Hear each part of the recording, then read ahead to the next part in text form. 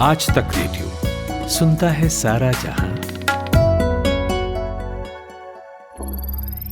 ज्ञान ध्यान।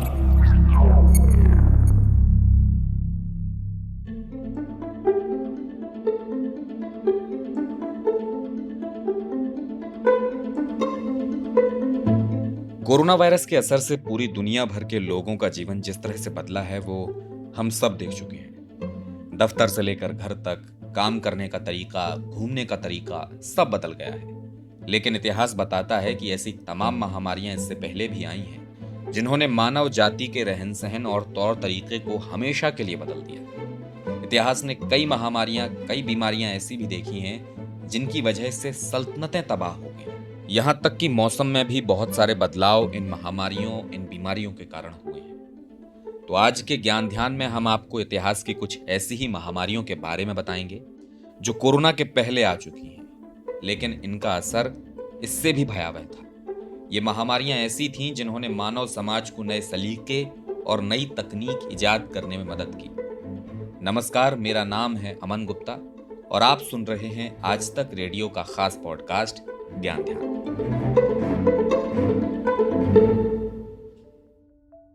साल 1450 से 1460 के बीच में यूरोप में प्लेग नाम की एक बीमारी ने खूब तांडव किया। इतिहास कहता है कि उस समय यूरोप की 1/3 से भी ज्यादा आबादी इसी महामारी की भेंट चढ़ गई थी। इस महामारी को नाम दिया गया ब्लैक डेथ। एक पूरे कॉन्टिनेंट में एक साथ इतने लोगों की मौत कभी नहीं हुई थी। लेकिन इस महामारी ने यूरोप के कई देशों को आगे बढ़ने की कोशिशें करने का एक कारण भी दिया। इतनी बड़ी संख्या में जब लोग मरे तो खेतों में काम करने वाले मजदूरों की संख्या बहुत कम हो गई और नतीजा ये हुआ कि जमींदारों को काम करने के लिए दिक्कतें होने लगी और इससे पश्चिमी यूरोप के देशों की सामंतवादी व्यवस्था टूटने लगी। जो किसान अपना टैक्स भरने के लिए जमींदारों के खेतों में काम करने को मजबूर थे, वो जमींदारों की कैद से आजाद होने लगे और यहीं से शुरू हुआ यूरोपीय देशों से लोगों की समुद्री यात्राओं का सिलसिला, जिसका परिणाम हमें बाद में यूरोपीय देश के उपनिवेशवाद के रूप में देखने को मिला। लखनऊ यूनिवर्सिटी में वेस्टर्न हिस्ट्री की प्रोफेसर मधु राजपूत यूरोप में फैले इस प्लेग के असर के बारे में बताती हैं। यूरोप में प्लेग फैलने से आर्थिक, सामाजिक और श्रमिक सभी पर दूरगामी प्रभाव पड़े थे। जनसंख्या सबसे जो पहला परिणाम था वो जनसंख्या का कम होना था। जनसंख्या कम होने से वहाँ लेबर फोर्स कम हुई तो वहाँ के मैनुअल सिस्टम और सर्वडम सभी पर इसका प्रभाव पड़ा। यूरोप में इस समय सामंतवाद था, उस पर भी इसका प्रभाव पड़ा और जो गांव से जो पलायन शहरों की तरफ हुआ उससे शहरों के विकास में भी मदद मिली। इसी के साथ साथ जनसंख्या कम होने के कारण जो संपत्ति थी या पूंजी थी वो कुछ लोगों के हाथों में आई और इसका प्रभाव हमें कई क्षेत्रों में देखने को मिलता है। जैसे साइंटिफिक इन्वेंशंस थे, एक्सप्लोरेशंस थे जिनमें पूंजी का निवेश किया गया और इसके बाद यूरोप में हम देखते हैं इंडस्ट्रियल रेवोल्यूशन या औद्योगिक क्रांति की शुरुआत हुई। औद्योगिक क्रांति के साथ ही हम एक और चीज़ को जोड़ते हैं जिसे वाणिज्यवाद है। और जब औद्योगिक क्रांति की शुरुआत हुई तो यूरोप को कुछ ऐसे क्षेत्र चाहिए थे जो उनको कच्चा माल दे सके और इस कच्चे माल को लाने के लिए अफ्रीका और एशिया ऐसे महाद्वीप थे जो उन्हें मदद कर सकते थे। इस तरीके से हम देखते हैं कि यूरोप में जो प्लेग फैला वो इनडायरेक्ट रूप से या अप्रत्यक्ष रूप से उपनिवेश फैलाने में सहायक सिद्ध हुआ था। ये तो रही प्लेग की कहानी, लेकिन 15वीं शताब्दी में अमेरिका ने भी एक महामारी झेली और इस महामारी का कनेक्शन भी यूरोपीय देशों से था। दरअसल अमेरिका में यूरोपीय उपनिवेश स्थापित होने के बाद से इन इलाकों में होने वाली ज्यादातर मौतों के लिए वो बीमारियां जिम्मेदार थीं जो ये उपनिवेशवादी अपने साथ लेकर अमेरिका पहुंचे थे। इनमें सबसे बड़ी बीमारी थी चेचक। इसके अलावा खसरा, हैजा, मलेरिया, प्लेग, काली खांसी और टाइफस भी इसमें शामिल थी। इन बीमारियों की वजह से इन इलाकों के लोगों ने बेपनाह दर्द झेला और बड़े पैमाने पर जान का भी नुकसान हुआ। अब तक तो ये बीमारियां बहुत आम हो चुकी हैं और दवाइयों की दुनिया ने इतनी तरक्की कर ली है कि अब 4 से 5 दिन में इनसे छुटकारा भी मिल जाता है। पर तब इन्हीं बीमारियों की वजह से अमेरिका की करीब 6 करोड़ की आबादी 100 साल में घटकर महज 60 लाख रह गई थी। और 1641 में प्लेग की महामारी पहुंची चीन। जो अभी सिर्फ यूरोपीय देशों में थी, वो अब चीन में भी पहुंच चुकी थी। इससे चीन बुरी तरह प्रभावित हुआ। लाखों लोगों की जान गई। कुछ इलाकों में तो प्लेग की वजह से 20 से 40% तक आबादी खत्म हो गई थी। और प्लेग ने चीन में उस वक्त दस्तक दी थी जब वो सूखे और टिड्डियों के प्रकोप से जूझ रहा था। फसलें तबाह हो चुकी थी, लोगों के पास खाने को अनाज नहीं था।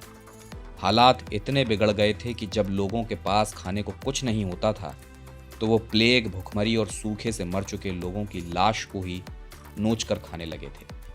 कहा जाता है कि चीन में ये संकट मलेरिया और प्लेग जैसी बीमारियां एक साथ फैलने की वजह से पैदा हुआ था। चीन की इतिहासकार और लेखिका टिंग की लाओस के अनुसार चीन में ये बीमारियां उत्तर से आने वाले आक्रमणकारियों के साथ यहाँ आई थीं और इन्हीं आक्रमणकारियों ने चीन से मिंग राजवंश को पूरी तरह उखाड़ फेंका था।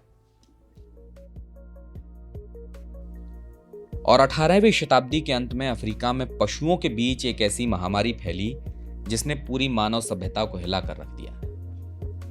हालांकि ये ऐसा प्रकोप नहीं था जिसमें सीधे इंसान की मौत होती थी, लेकिन इस महामारी ने जानवरों को बड़े पैमाने पर अपना शिकार बनाया। 1888 और 1897 के दरमियान राइंडर पेस्ट नाम के वायरस ने अफ्रीका में लगभग 90% पालतू जानवरों को खत्म कर दिया था। इसे जानवरों में होने वाला प्लेग भी कहा जाता है। और इतने बड़े पैमाने पर जानवरों की मौत से हॉर्न ऑफ अफ्रीका, पश्चिमी अफ्रीका और दक्षिणी पश्चिमी अफ्रीका में रहने वाले बहुत से समुदायों पर कयामत आ गई। ये लोग पूरी तरह से पालतू जानवरों के कारोबार पर ही निर्भर थे। अमेरिका के एक इतिहासकार जिम मून अपनी किताब में इस महामारी के संदर्भ में लिखते हैं कि यह महामारी भले ही पशुओं पर थी, पर प्रभावित इसने बुरी तरह इंसानों को किया। जानवर जान से जा रहे थे, इंसान आजीविका से। उस दौर को पढ़ो तो लगता है जैसे ये वायरस जानवरों को धरती से खत्म करने के लिए ही आया था। और इसके बाद एक और महामारी है जिसका जिक्र इतिहास में सबसे ज्यादा किया जाता है। यह महामारी थी कैरेबियन कंट्रीज में फैला येलो फीवर, जो यहाँ के लोगों के लिए तो कम लेकिन फ्रांस के सैनिकों के लिए ज्यादा नुकसानदेह साबित हुई। इसके बारे में जानने के लिए आपको थोड़ा विस्तार से चीजें समझनी पड़ेंगी। दरअसल 1801 में कैरिबियाई देश हैती में यूरोप की औपनिवेशिक ताकतों के खिलाफ यहाँ के बहुत से गुलामों ने बगावत कर दी। एक के बाद एक कई बगावतों के बाद आखिरकार तुसेंत लोबरतूर का फ्रांस के साथ समझौता हो गया और वो हैती का शासक बन गया। उधर फ्रांस में नेपोलियन बोनापार्ट ने खुद को हमेशा के लिए देश का शासक घोषित कर दिया। नेपोलियन ने पूरे हैती आइलैंड पर कब्जा जमाने का सोचा और इसके लिए उसने कई हजार सैनिकों को वहां लड़ने के लिए भेज दिया। फ्रांस से आए ये सैनिक युद्ध में तो बहुत बहादुर साबित हुए, लेकिन येलो फीवर के प्रकोप से खुद को नहीं बचा पाए। फ्रांस के करीब 50,000 सैनिक, अधिकारी और डॉक्टर्स इस बुखार की चपेट में आकर मौत के मुंह में समा गए। हैती पर कब्जे के लिए फ्रांसीसी सैनिकों में से महज 3,000 लोग ही फ्रांस लौट सके और इसका मुख्य कारण यह था कि यूरोप के सैनिकों के पास कुदरती तौर पर इस बुखार को झेलने की वो ताकत नहीं थी जो अफ्रीकी मूल के लोगों में पहले से थी। इस हार ने नेपोलियन को न सिर्फ हैती छोड़ने को मजबूर किया, बल्कि नेपोलियन ने उत्तरी अमेरिका में फ्रांस के विस्तार के अपने ख्वाब को भी छोड़ दिया। तो ये थी दुनिया की उन 5 बड़ी महामारियों के बारे में विस्तृत जानकारी जो हम आज के ज्ञान ध्यान में आपके लिए लेकर आए थे। उम्मीद करते हैं आपको हमारा ये पॉडकास्ट पसंद आया होगा। इसके अलावा अगर कोई और विषय हो जिस पर आप चाहते हैं कि हमें ज्ञान ध्यान करना चाहिए तो लिख भेजिए हमें हमारे ईमेल पते पर, जो है radio@aajtak.com। कोई सलाह हो, कोई सुझाव हो, कोई शिकायत हो तो वो भी बताइए। इस एपिसोड के लिए ज़रूरी रिसर्च की थी हमारे साथी रोहित त्रिपाठी ने। मैं हूं अमन गुप्ता, अब आपसे इजाज़त चाहूँगा। नमस्कार, सुनते रहिए आज तक रेडियो।